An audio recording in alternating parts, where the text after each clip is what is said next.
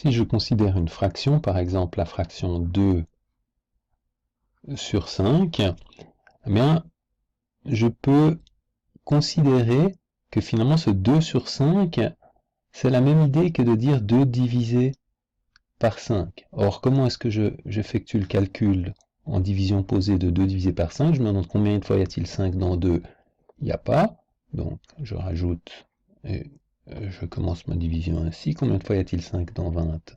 4. 4 fois 5, 20. 4 fois 5, 20. Je soustrais, reste 0. La division est terminée. Je déduis de ceci que 2 divisé par 5 est égal à 0,4. Donc finalement, qu'est-ce qui est caché derrière cette suite de calculs? Eh bien, si je considère une quantité ici qui est composée de 5 parties et que je choisis de considérer deux de ces 5 parties, j'ai donc ici une représentation de 2 parties d'un tout lui-même construit avec 5 parties, donc 2 des 5 parties du tout, eh bien, je peux également considérer que cette quantité représente le nombre 0,4. Pourquoi 0,4? Parce que c'est 0,4 relativement à 1. Donc, si je découpe ici 1 en 5 parties égales, ben chacune des parties va faire 0,2, 0,4, 0,6, 0,8 et 1. Donc si j'en choisis 2, exactement comme je l'avais fait là, j'ai bien la quantité 0,4. Donc tout ceci pour dire que à chaque fraction, on peut, si on effectue la division du numérateur par le dénominateur, faire correspondre un nombre en écriture décimale. Autre exemple, par exemple, 3, on va le mettre en noir, 3 sur 8, ben, j'effectue la division de 3 par 8, combien de fois 3 dans 8? 0, je décale, combien de fois 8 dans 30? 3 fois 8, 24, reste 6, combien de fois 8 dans 6? 7, 6 fois 7, 8 fois 7, pardon, 56, reste 4, je décale, combien de fois 8 dans 45, et j'ai terminé. J'en déduis donc que 3 huitièmes est égal à 0,375. On comprend bien sûr que si le numérateur est inférieur au dénominateur, on obtiendra toujours une valeur en écriture décimale strictement plus petite que 1, mais on peut également avoir des situations différentes.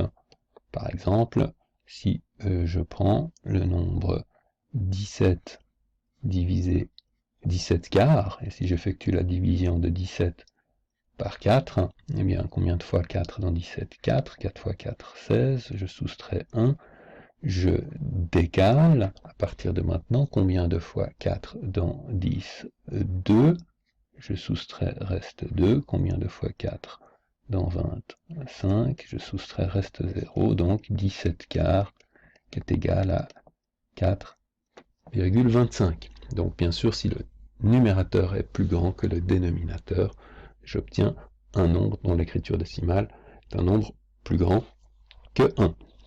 Bon, en passant 3 sur 3, bien sûr, c'est le nombre 1 ou 1,0.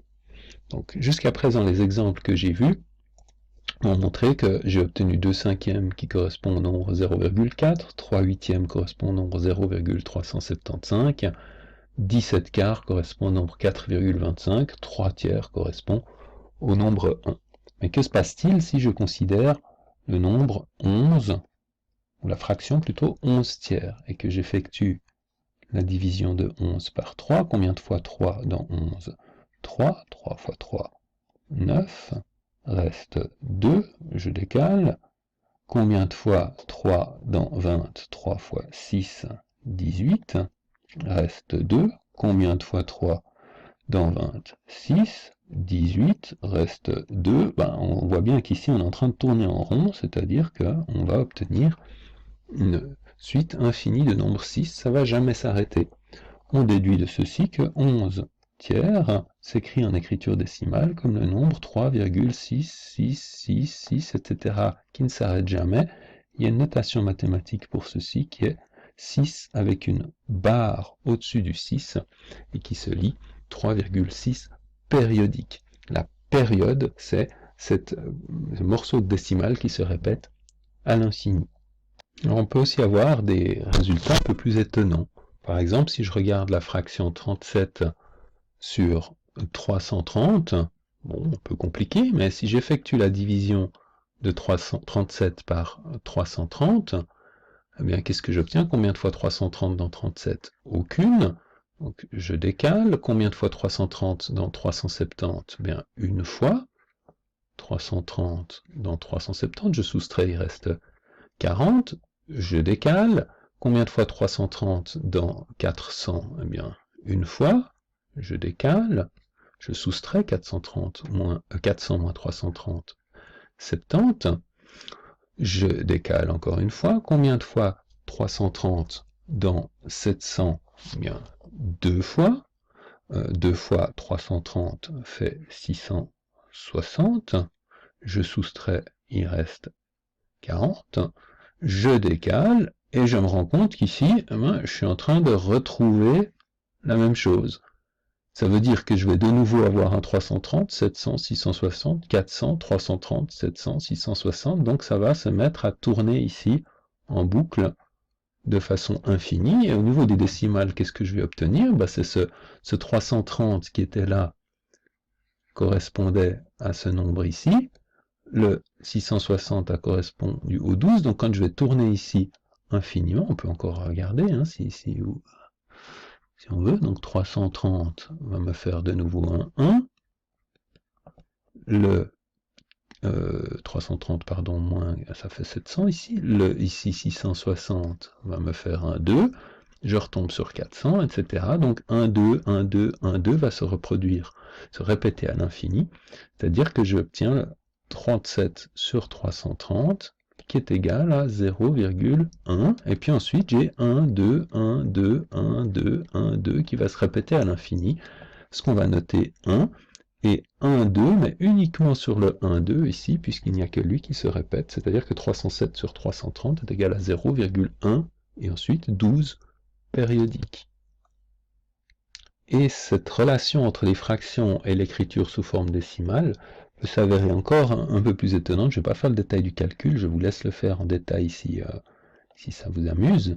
Mais si vous regardez la fraction 6 sur 7 et que vous effectuez la division euclidienne avec reste ici, vous allez tomber sur 0,85714,2 qui se répète de façon périodique. Donc une période assez longue pour une toute petite fraction comme 6 sur 7.